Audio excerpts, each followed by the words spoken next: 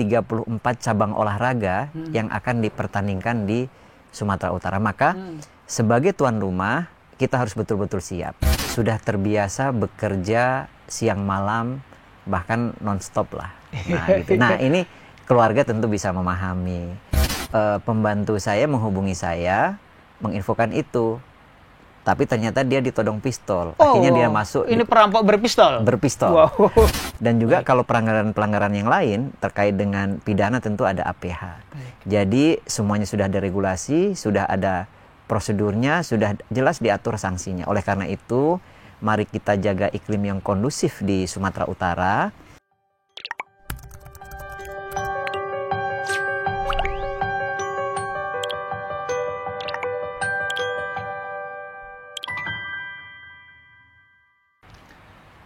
Halo, salam jumpa Tribuners, salam sehat.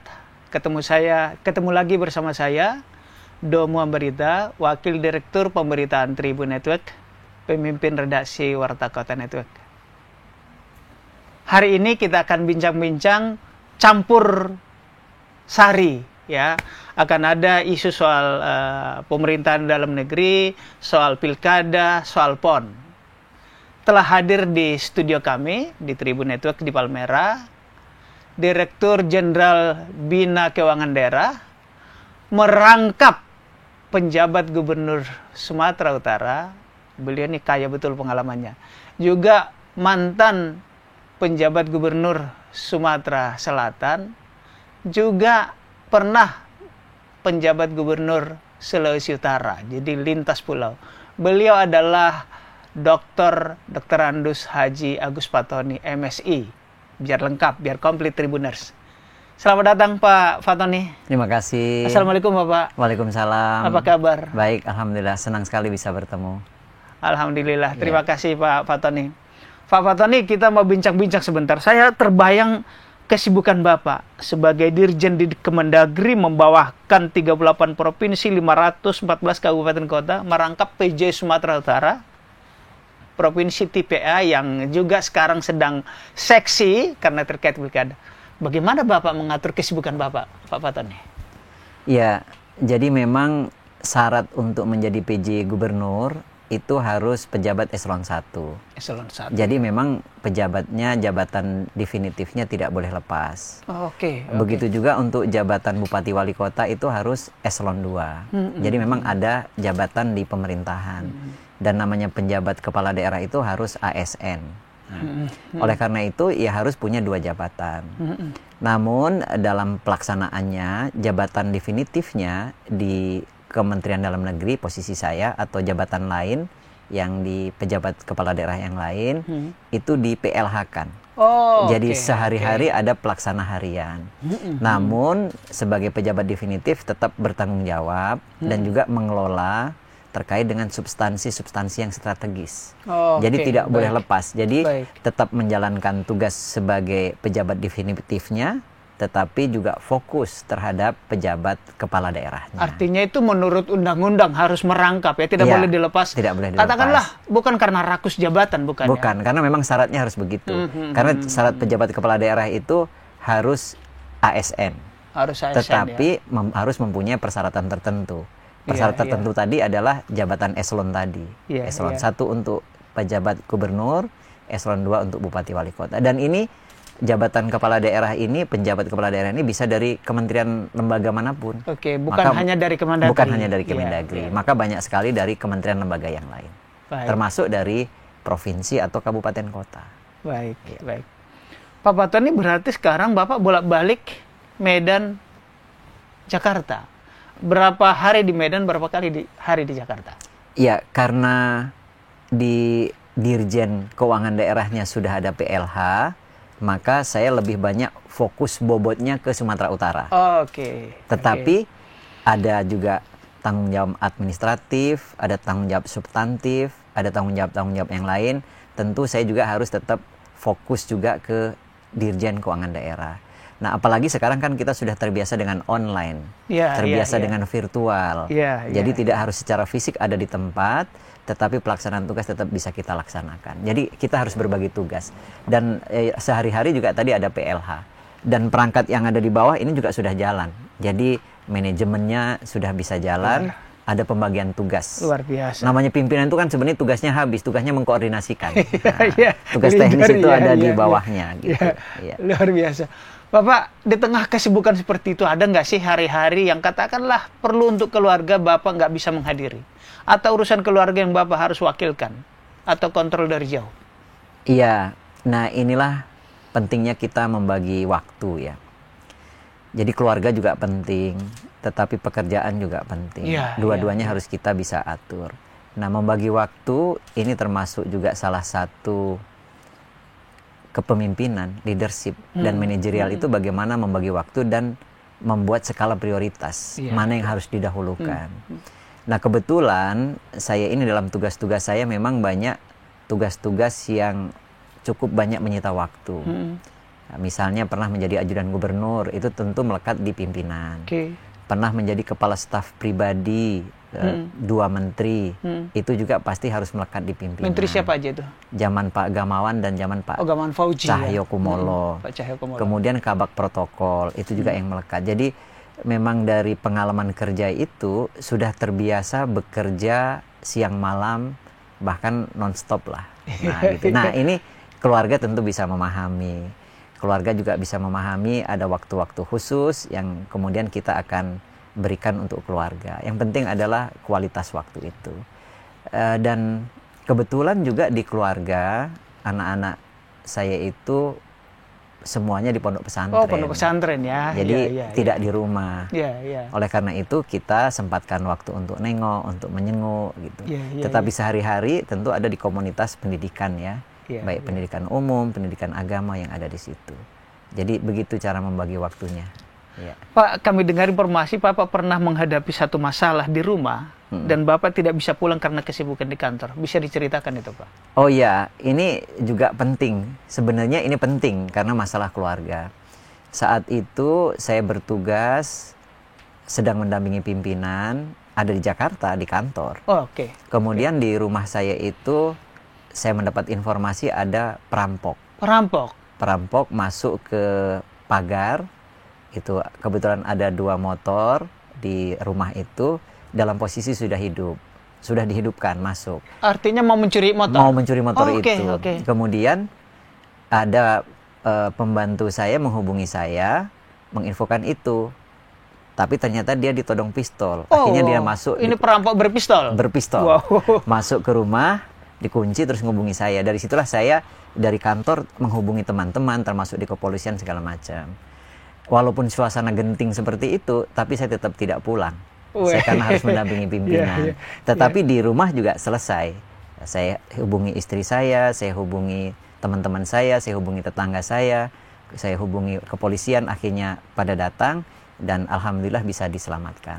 Perampok itu nggak jadi bawa motor? Tidak jadi bawa motor, karena kebetulan sedang dikunci motornya. Gitu. Jadi situasinya seperti itu. Genting, tetapi tugas juga tetap harus dilaksanakan. Genting, tidak panik, bisa menyelesaikan masalah dari jarak jauh ya, Pak? Itu juga jauh. Keberhasilan pemimpinnya, Pak? Iya, salah satunya kita bisa mengatur itu dari lokasi di kantor. Pak Fatoni, sekarang kita ke tugas-tugas sebagai PJ Gubernur Sumatera Utara. Kita tahu bahwa Sumatera Utara dapat gawe besar, gawe nasional, yakni menyelenggarakan Pekan Olahraga Nasional ke-21, yang tidaklah sampai sebulan lagi, tinggal minggu depan. Tanggal 8 dibuka dan penutupan tanggal 20. Boleh cerita, Pak, tentang penyelenggaraan PON di Aceh dan Sumut? Iya, ini yang merupakan salah satu tugas kepala daerah di Sumatera Utara. Kebetulan kepala daerahnya PJ. Nah, tugas yang paling utama dalam waktu dekat adalah menyiapkan PON. PON ke-21, di mana ini dilaksanakan di Aceh dan di Sumatera Utara. Dan di Sumatera Utara ini akan ada event penutupan, tetapi juga ada 34 cabang olahraga yang akan dipertandingkan di Sumatera Utara. Maka sebagai tuan rumah, kita harus betul-betul siap. Maka saya begitu ditugaskan menjadi PJ Gubernur di Sumatera Utara, saya melakukan langkah-langkah percepatan. Antara lain setelah saya dilantik, 4 jam setelah saya dilantik, saya langsung menghadap Bapak Menteri Pemuda dan Olahraga. Berdiskusi, minta arahan, apa yang harus saya lakukan. Kemudian besoknya begitu saya mendarat di Sumatera Utara, begitu landing saya langsung meninjau venue bersama dengan Forkopimda. Kita bersama-sama, kita kompak di situ, melihat bagaimana kesiapan dan kapan akan selesai, apa kendalanya. Kemudian besoknya di hari pertama saya kerja itu saya langsung sowan, saya langsung bersilaturahmi, berkunjung ke semua Forkopimda satu-satu, minta masukan, ngobrol, bercerita di situ, diskusi. Banyak sekali masukan-masukan yang menjadi bekal saya untuk bisa menjalankan tugas. Nah, kemudian siang harinya jam 4 saya mengumpulkan kepala-kepala dinas, kepala-kepala OPD untuk memberikan masukan dan memberikan arahan pelaksanaan tugas, terutama PON dan juga tugas-tugas lainnya. Dan malam harinya saya langsung gelar rapat PB PON, pengurus besar PON Sumatera Utara, dihadiri oleh dari Kemenpora, ada 2 deputi hadir dan Pak Menpora juga memberikan arahan, pengurus KONI pusat juga lengkap, ketua umum, sekretaris umum, bendara umum, wakil ketua umum hadir, kemudian dari Forkopimda cukup lengkap, dan dari seluruh panitia dan OPD atau dinas terkait dari pemerintah daerah juga hadir.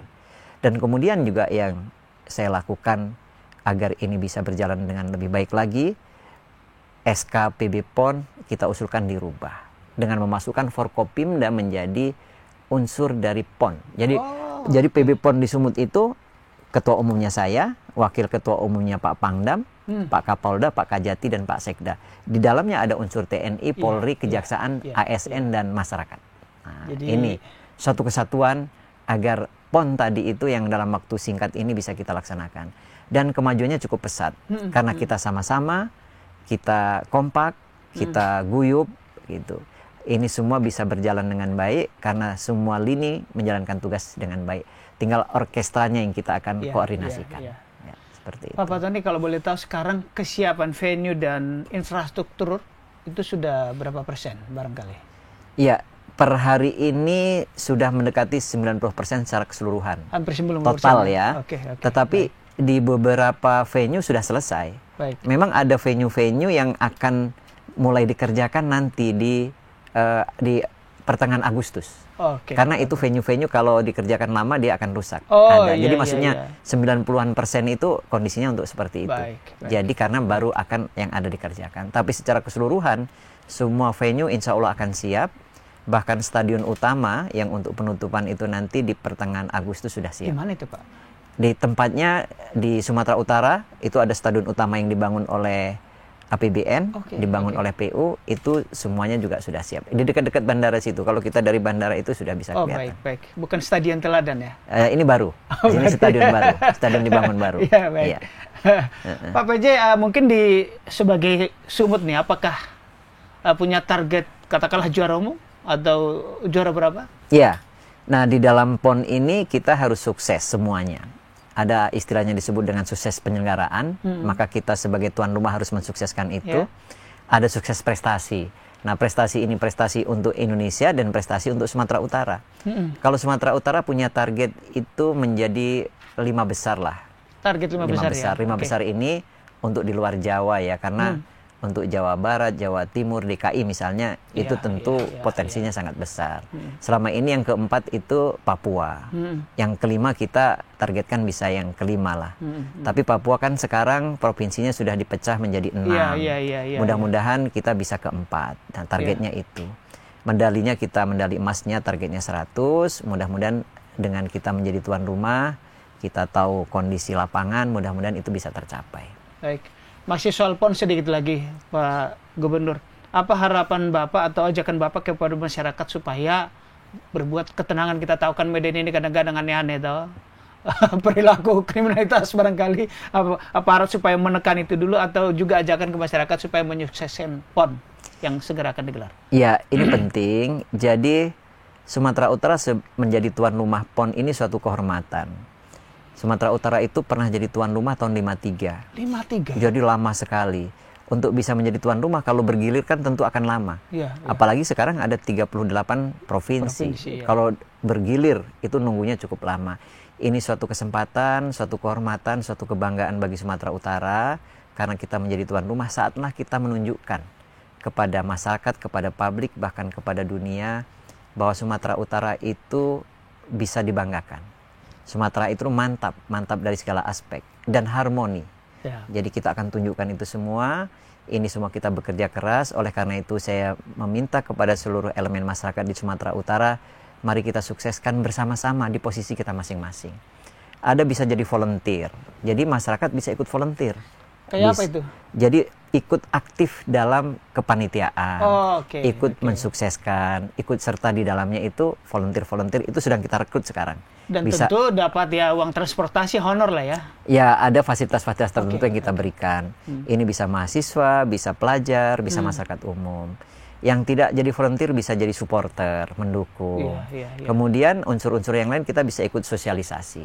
Nah, selain tadi sukses prestasi, tadi selain sukses penyelenggaraan, sukses prestasi sudah. Kemudian kita juga perlu sukses administrasi. Ini harus kita jaga. Kemudian sukses ekonomi kreatif kita, sukses ekonomi daerah kita. Jadi kesempatan ini UMKM bisa bangkit. Memberi dampak untuk pelaku-pelaku usaha lokal ya. Hotel, restoran, kemudian UMKM-nya, tenaga kerjanya terserap. Ini banyak sekali keuntungan kita menjadi tuan rumah. Infrastruktur dibangun, orang banyak berdatangan. Wisata juga kita bisa maksimalkan. Gitu. Baik, Bapak. Mungkin di sesi terakhir soal pilkada. Kita tahu hari ini tinggal 120 hari atau 4 bulan menjelang pencoblosan 27 November. Iya. Dan untuk pengajuan paslon tinggal sebulan persis, 29 ketemu 29 Agustus. Iya. Bagaimana dan sejauh mana kesiapan Bapak di Sumut untuk penyelenggaraan? Kita tahu ada Pilgub Sumut dan pemilihan bupati di 25 kabupaten dan di 8 kota. Ya, 33 kabupaten kota. 33 kabupaten kota jumlahnya. Iya, ini salah satu tugas dari pemerintah daerah seluruhnya adalah mendukung pelaksanaan pilkada.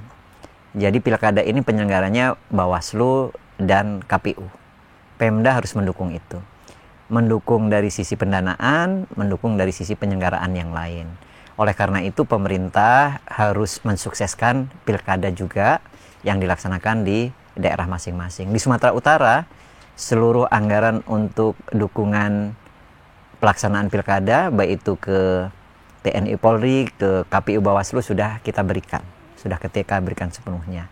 Kemudian dari sisi unsur-unsur yang lain juga kita sudah siapkan. Mudah-mudahan dengan pengalaman kita kemarin, melaksanakan pemilu, kita pemilu sudah, pemilu pilpres sudah, pileg sudah, kita sudah biasa melaksanakan pilkada.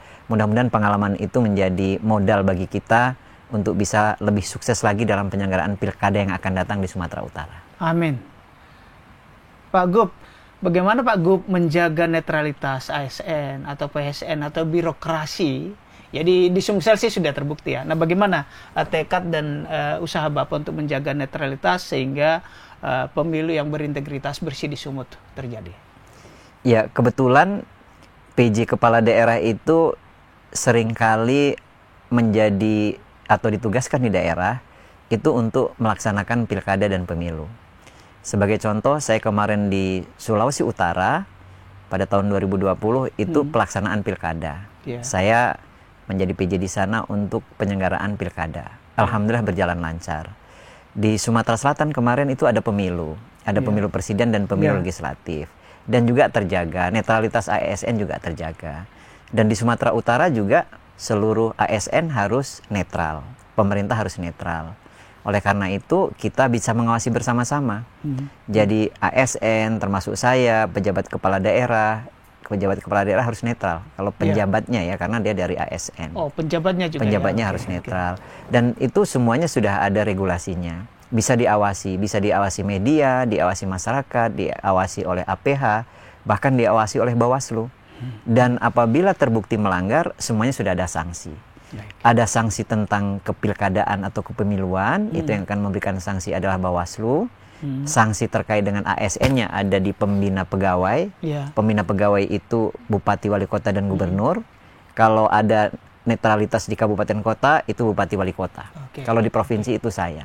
Dan juga kalau pelanggaran-pelanggaran yang lain terkait dengan pidana tentu ada APH. Jadi semuanya sudah ada regulasi, sudah ada prosedurnya, sudah jelas diatur sanksinya. Oleh karena itu, mari kita jaga iklim yang kondusif di Sumatera Utara, daerah kita, tempat rumah kita, ini menjadi tempat kebanggaan kita harus sukseskan dengan menjaga iklim yang kondusif. Kemudian kita bersinergi, kita berkolaborasi, dan kita ciptakan harmoni. Nah, ini sekarang kita sedang gencar-gencarnya untuk mendorong, mensosialisasikan Sumatera Utara mantap dan harmoni. Baik. Terima kasih Tribuners dan Sobat Warta Kota. Sebelum kita akhiri, kita minta closing statement dari penjabat Gubernur Sumatera Utara, Pak Agus Patoni. Monggo, Pak. Ya, terima kasih. Jadi di Sumatera Utara ini potensinya cukup besar. Provinsi Sumatera Utara itu merupakan salah satu provinsi terbesar di Indonesia, di luar Jawa, baik itu dari sisi luas wilayahnya, dari sisi jumlah penduduknya. Potensinya juga cukup banyak. Iklimnya kondusif. Suku, agama, etnisnya beragam. Di Sumatera Utara itu punya 8 etnis asli. Dan tentu dari seluruh Indonesia semua ada di situ. Dan kita bersyukur juga Sumatera Utara itu mempunyai posisi strategis sebagai pintu gerbang Indonesia. Bandara internasional, penerbangan ke luar negeri cukup banyak, dan di Sumatera Utara ada 18 konsul, baik konsul jenderal maupun konsul kehormatan. Jadi sudah seperti negara. Ini peluang yang sangat besar bagi Sumatera Utara untuk bisa bergerak lebih cepat. Oleh karena itu, saya mengharap kepada seluruh elemen di Sumatera Utara, kepada seluruh masyarakat, mari terus kita jaga potensi yang sudah ada ini, kita kelola dengan baik, kita lakukan percepatan, kita bergerak serentak untuk membangun Sumatera Utara agar lebih maju, lebih mandiri dan sejahtera. Kita ciptakan harmoni dari suasana Sumatera Utara yang sudah mantap menuju yang lebih mantap lagi. Baik, terima kasih Bapak Penjabat Gubernur Sumatera Utara, Bapak Agus Patoni. Tribuners dan Warta Kota, itu bincang-bincang kita hari ini. Saya Doma Berita pamit undur diri. Assalamualaikum warahmatullahi wabarakatuh. Salam sejahtera untuk kita sekalian. Om Santi Santi Om. Ada salam keberagaman di Sumatera. Horas. Jua-jua. Jua-jua. Yahoo. Ahoy. Itu yang saya ingat. Mohon maaf kalau tidak ingat semua. Terima kasih Tribuners. Terima kasih Bapak Patoni, salam sehat, selamat bertugas Bapak. Terima kasih, sampai ketemu lagi, sukses selalu. Download Tribun X sekarang, menghadirkan lokal menjadi Indonesia.